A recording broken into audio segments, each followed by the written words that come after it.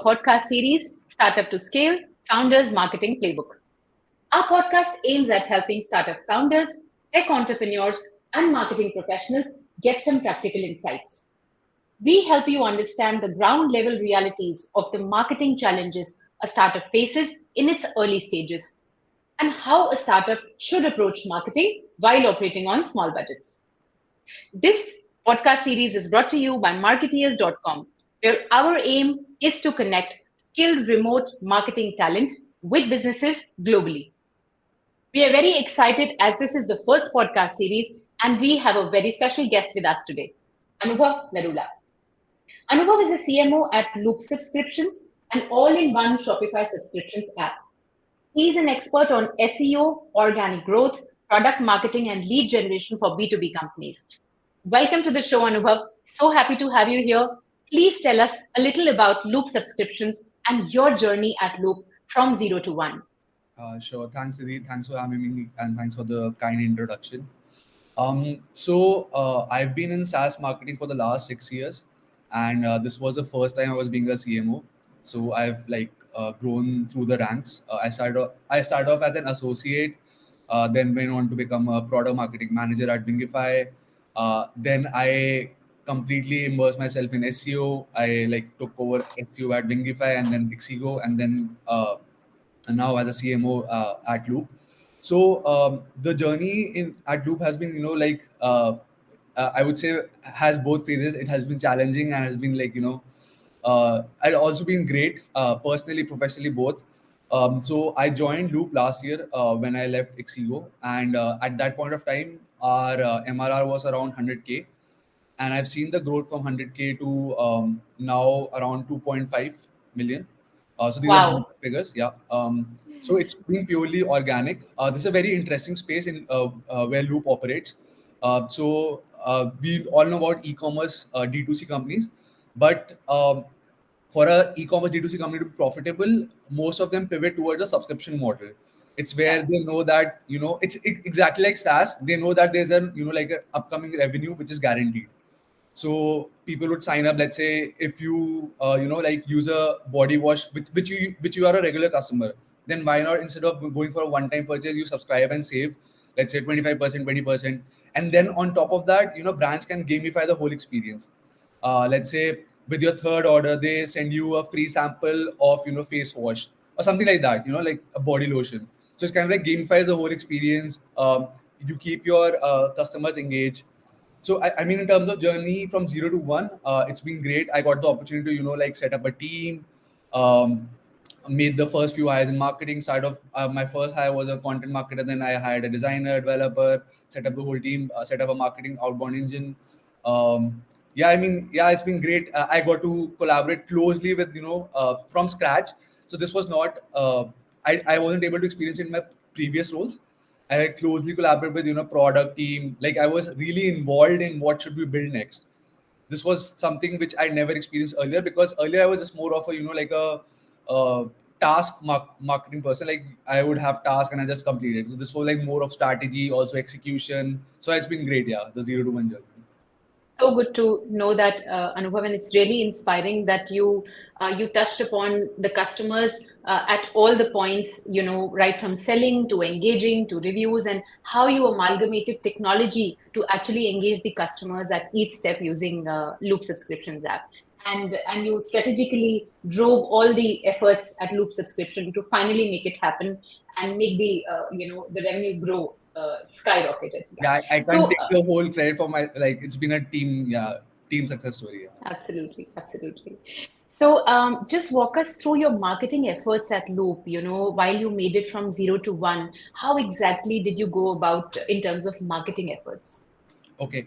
So I'll be I think this particular strategy would be really useful for people who are targeting Shopify App Store, because very specific to Shopify App Store, because we are only built for Shopify, but some of these could be taken for other app stores as well, like Google Play Store or anything.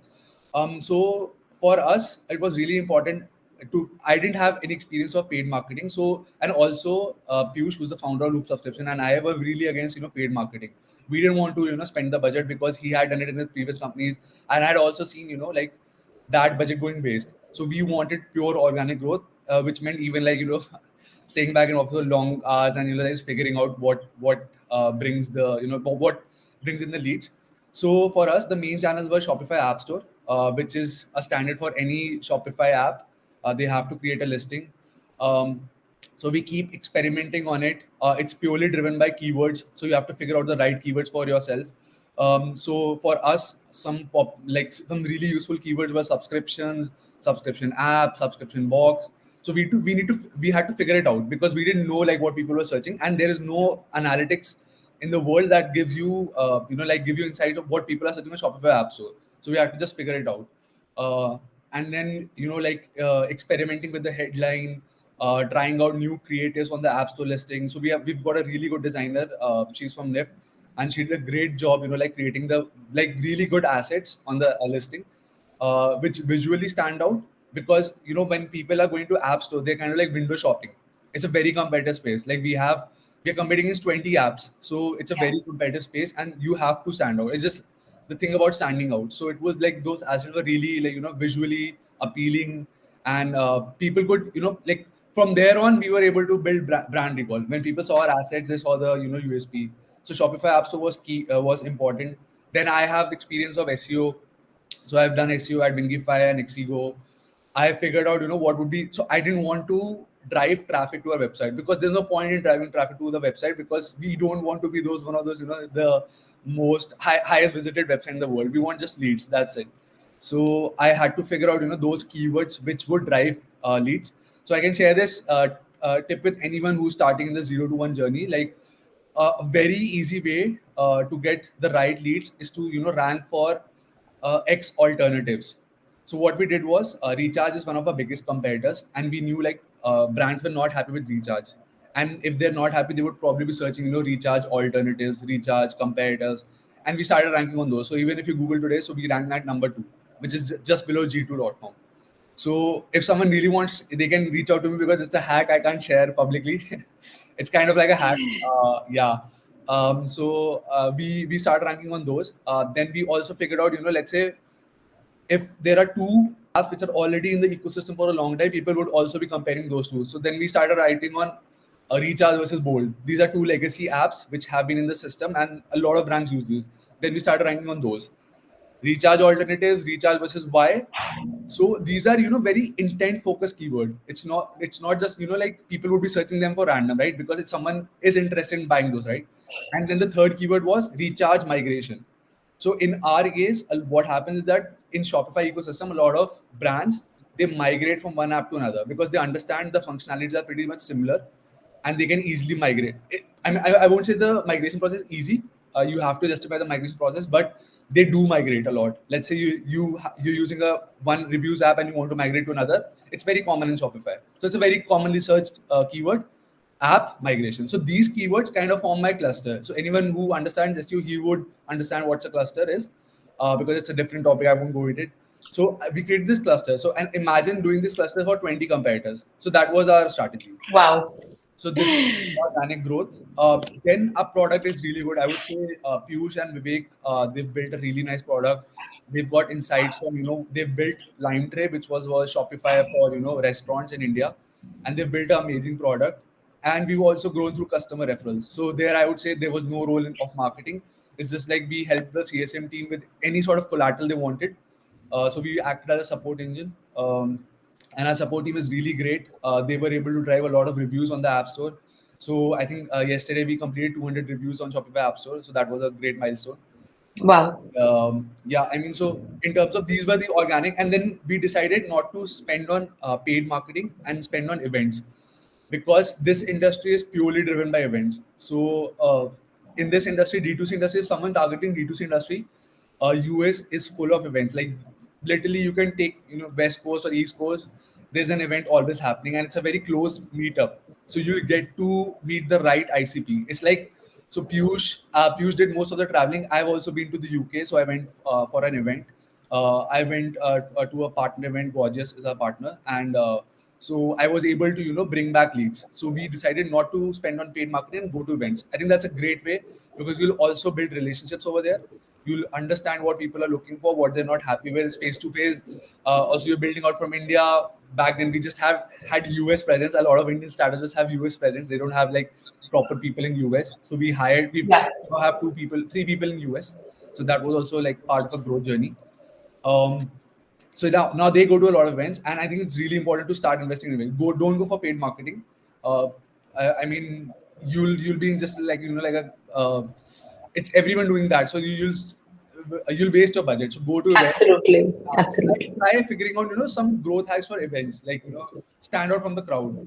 Could be wearing a t-shirt, whatever, like whatever suits you. Like they're like, you can find it on LinkedIn.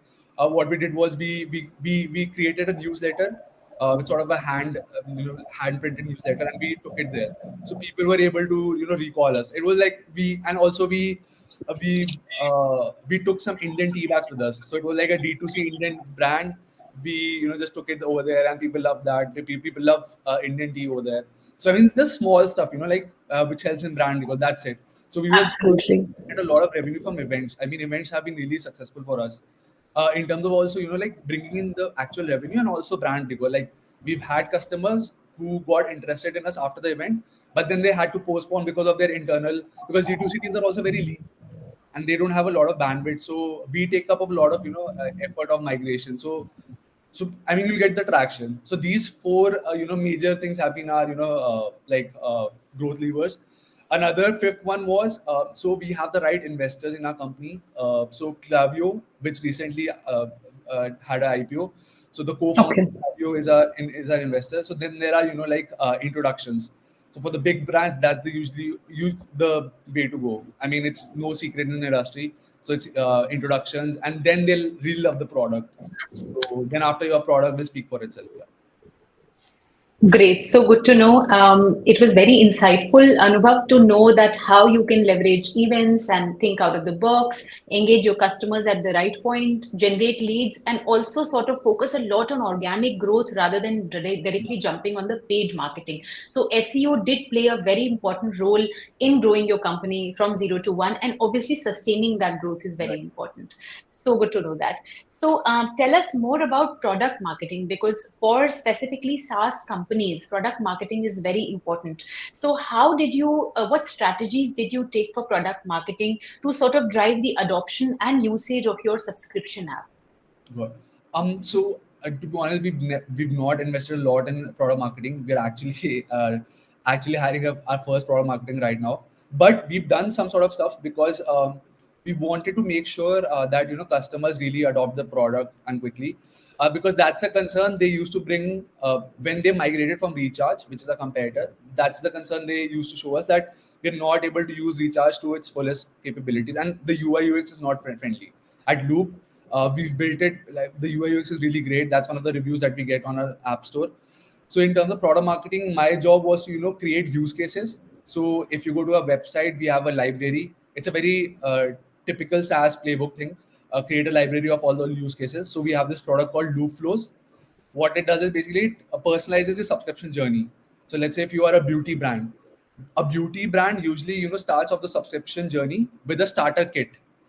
So they'll tell you, hey, we have these 6 products. Now you get the whole starter kit. You start off the subscription with that. Let's say within the starter kit, you really like just one product. Let's say you just love the face wash. You can go ahead and edit your subscription and cancel the rest of them and just like continue on with the face wash. So that is something Loop Flows automates and it personalizes. Let's say you want to do something different from a certain subscriber segment, something else you can also do that. So we've built use cases for that, and we did in a very visually appealing way. So we have a library of those use cases. So that's something we did in product marketing, and people love that. People actually copy from other, I would say, inspire from other brands. But yeah, I mean, it was really useful because this is something Recharge even didn't. Recharge being in the industry for like 8 years, 9 years, they didn't even do that. So it was an advantage over Recharge. We built that. We're slowly building out library of widget templates, because subscription it starts from the widget on the product page, and people are clueless on what they have to add on the widget. So we're building a library of from our rest of the brand. So let's say it's very easy for someone to get started with, because for an experienced D2C brand, they understand what they want to sell. Yeah. but this is really useful as small D2C brands. We do cater to them. Our sweet spot is like 2 million to 10 million supplements, nutrition, and beauty brands. So that's our like Wow. a perfect ICB. We've also defined that, and sometimes they're confused about what should go in the widget, because even they're clueless how to scale up the subscription program. They're stuck somewhere. So we did that. That's still work in progress. And then we have also like we have this thing called customer portal. So customer portal is a feature where subscribers like myself can go and manage a subscription, like whatever store they're subscribed to. So again, we have this feature where brands can play around with the themes of the customer portal. They can have multiple themes, just like can have multiple Shopify store themes. You can have multiple Yeah. themes. So again, creating a library of those themes, what all you can play around with. You can add marketing banners, you can add those. So creating a library of those. So I think in terms of product marketing, that was really useful. The other thing I can suggest to others, rest of them would be like I think very standard. Another thing that we did was, which was different from rest of the industry, was our case studies. If you go to our case study section, those are in the format of a web story, Instagram stories. So this is a Google version of web story. It's very consumable. You don't need to like read through the whole thing. It's scannable. It worked really well for us because we can just quickly share it with the customer on chat. The collateral that I talked about, which we took to the events, we had QR codes embedded on that, so people can just scan the QR code and just quickly scan the customer story while the event is on. So it's very consumable. So we understood that this industry is very short on attention. It is actually. So Yeah. they would rather spend on they would rather be engaged with a video or a web story instead of a long form content. So we stopped writing long form content. We started off with it, but we stopped it. Then we started publishing web stories. So I think that was a really interesting, product marketing project. We converted all our customer stories into web stories, and also our product updates. So you'll be surprised, our product updates also go in the form of a web story. And it's like just take a screenshot of what's the update, quick 1-2 lines about how you can use this product update. And when I send this in my newsletter, so I send two things. I send a video which walks everyone through what all updates we've released, and a web story. People tend to click on the web story because we are definitely short on time, and also like we don't have that attention to go through even through a 4-minute video. So people tend to like the web story, and we get traction. Customers come back to us, hey, we saw in your product base, we would really like to set this up for a store. So I mean, yeah, these two I think I would be out of the box. Rest I think what was pretty similar. Figuring out the right positioning, we experimented a lot with positioning. In the initial days, we didn't have the right positioning. We were actually going after migration. Like we'll do the migration. So people thought we were an agency and not a product. So I have seen that thing, like like what people think about your website when they come to it. Then we had to change that. No, we are an all-in-one app. We can do whatever that app can also do. And what's better in us is that you can upgrade your subscription with gamification. So gamification was a brainchild of Piyush. He came up with that. He said, let's try to pitch this in this way, like like, because gamification is again a very trending topic in the US. And if you see that, it's what our product does. It can brands can set up rewards, free gifts, samples with upcoming orders. So it's kind of like gamifying the whole journey. And we've done a lot of webinars with our partners on this, and people really like the the positioning, and they love it because they feel it's very easier to set up and loop as compared to rest of the apps in the ecosystem. So yeah, I mean, yeah, that's it. Those were the three major things. Good to hear that, Anubhav, that your product marketing was centered around user experience, ease of use, and customizability and personalization, and a lot of agility involved there. Sort of bringing the good user stories and just putting it out there as testimonials, getting more users from it. So it's really good to hear that. Please tell us, when it comes to channel mix for marketing, what did you think and how did you strategize for using the top, let's say, 4 channels or Mhm. top 2 channels? How did you focus on them? How did you finalize them? Good. So I'll go back to my previous answer. So channels, I'll just revisit. Like, so there were 4 main channels. First is Shopify App Store listing, which is standard for any Shopify app. Then there is organic, which was my strength because I had done it in previous companies. Then there was customer referrals because the product spoke for itself, and then there was intros. Then there is one another channel that I missed out on was partnerships. So initially, when we didn't have a partnership manager, I was thinking, I was looking after partnerships. So in terms of partnerships, I had to reach out to other apps which are established and figure out use cases, and then do some sort of joint marketing with them. But then again, it's very saturated because everyone does that. It's reached a point where everyone does partner marketing, and it's the same stuff. Ebook, like they'll ebook. I don't know, is very it's very popular, but I don't really like it because I don't personally read an ebook, and I don't think people have the time to read an ebook. So I was against the idea. So I tried to do some sort of short form content with all of the partners, and for some of the garters really worked. So we have this partner, the partner name is Recart. They are an SMS app. So we did some sort of like use case library with them, short use cases, and we later on we turned it into a blog post, but initially it was very short form use cases. It worked really well. We got some sort of leads from that. So I think these were the main channels for any Shopify app. Like outside of these events, obviously events is a big channel. I would say if you have the budget, you've got the funding, events is one thing, like you should completely focus on in your, even if you're in a 0 to 1 journey, your positioning is set first, do all the basics.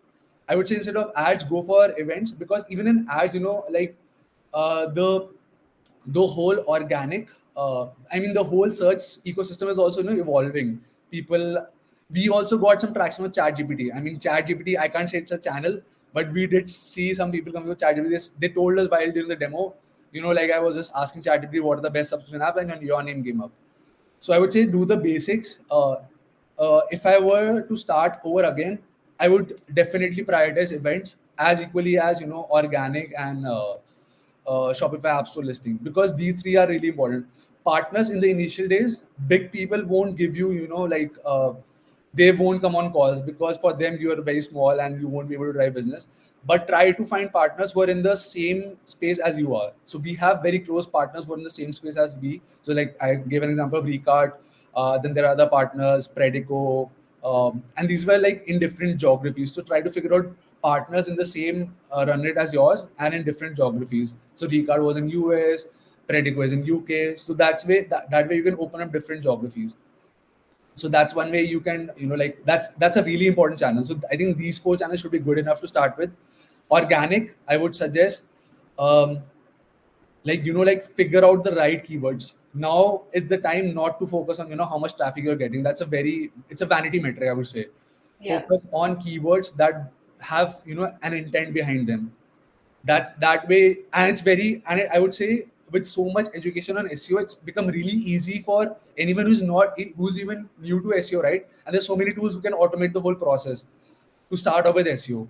And this would also help you with, let's say tomorrow if SEO evolves into a more of a chat based search, and you do have that content written, chat GPT does pick that up, because we've seen that.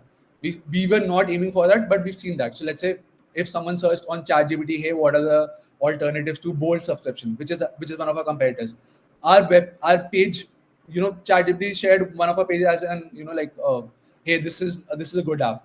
And this was not intended, like we didn't want it to appear there, but it did, because it scrapes all the websites. So that's a really interesting thing. So I would say on in organic, that's my advice. Don't focus on traffic, focus on intent based keywords. And yeah, I mean that's it. So apart from that, paid marketing, it depends, like some Shopify apps, I do know they run LinkedIn ads over Facebook ads. Facebook ads don't really work well in our ecosystem. They don't. Meta ads, they don't work. So it's not, like you shouldn't aim for meta ads. I think LinkedIn ads do work. One interesting thing I'll share. So what we did was a marketing outbound. We do that, so you can like set up a process to send cold emails to your prospects. And in marketing outbound, we've done a lot of experimentation. So what we did was we took photos of our prospects from the LinkedIn profile, and there's this tool called JibJab. And JibJab, what it does is you can input someone's picture, and it creates a very like a catchy e-card. So it did get us the the meeting, which was our goal, but unfortunately they didn't convert. So it was a catchy way to get in witty way to get in front of the prospects. So you can do a lot of experiment marketing outbound. We have very like I would say very mature marketing outbound system. Like I would say probably it is at par with the top SaaS companies in India. So it's very methodological, very process oriented. We do all the like all the research on our end and then pass on everything to sales. So it's very process oriented. I'm very proud of my team. So it's been set up by Anirudh and Vipul. So they did have past experience of setting it up. um, yeah, I mean, yeah, I think these are the main channels. I think uh, another important tip is that don't get overwhelmed by trying to take up everything at once. So go channel wise. Like I would say focus on 2 channels per quarter. That's it.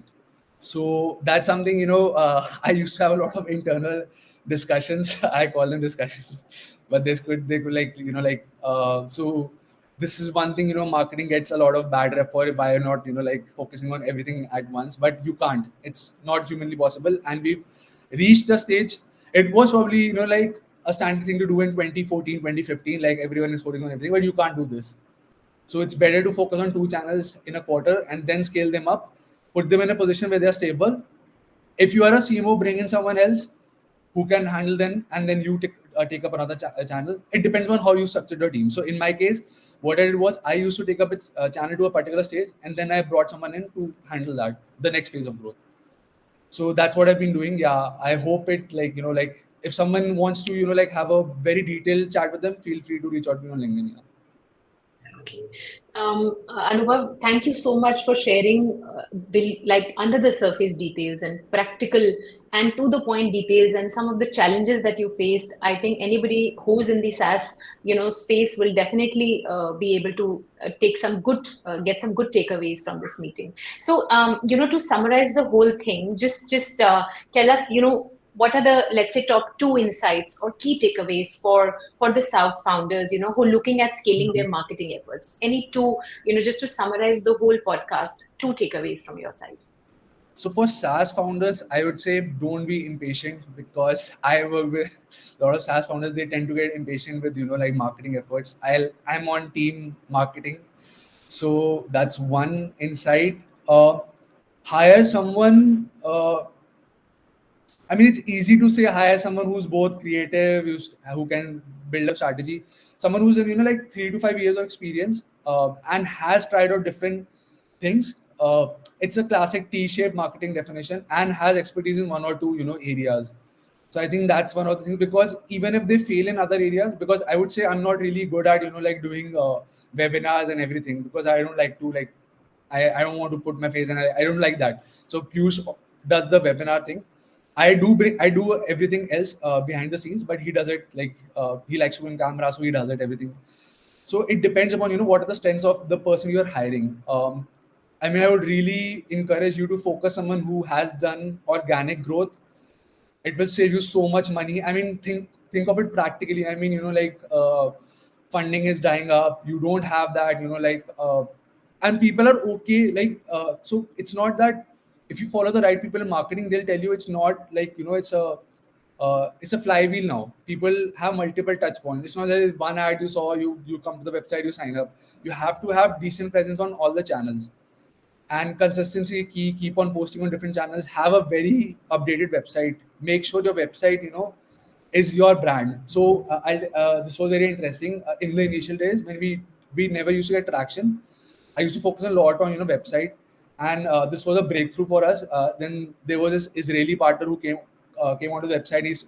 He pinged on the chat, hey, I want to do a partnership with you. And these were big guys, and they said that, oh, I thought from the website this is a US based company. So he was very surprised that it's an Indian based company. He didn't check the about us or everything, so he was very surprised. So yeah, I mean, have a website that like invest in it. So we have a very good designer, we have a very good developer, so invest in that. People think of these, people tend to save on these investment. Please don't do that. Like when the founders, they tend to think, I'll save on this investment. Please don't do that. If you really want to build a company, I would say these are like investments for the long term. So I mean, those would be my insights.